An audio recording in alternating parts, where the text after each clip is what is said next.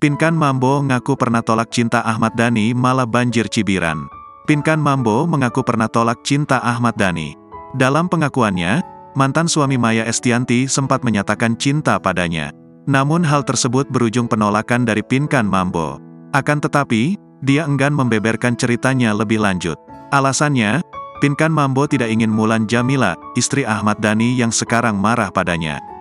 "Kalau Mas Dhani waktu itu kan nembak gue tapi juga gue tolak. Gue kasih tahu gak ya? Nanti Mulan akan marah," beber Pinkan Mambo di YouTube Nitnot pada Kamis, tanggal 7 September tahun 2023. Ucapannya itu pun kemudian menuai beragam komentar dari netizen. Sayang, Pinkan Mambo justru banjir cibiran. Pasalnya, Ibu Michelle Ashley ini dianggap asal berbicara. Definisi menjatuhkan diri sendiri begitu. Sebagus apapun talenta kalau gak ada adab alias attitude, ucap netizen. Hati-hati juga dong, jangan sampai hidup kamu makin berantakan karena mulutmu. Jangan gitu sampai orang hilang respek sama kamu karena mulutmu dan tingkahmu karena gak ada remnya. Yuk bisa yuk jadi Pinkan yang lebih elegan, sambung yang lain.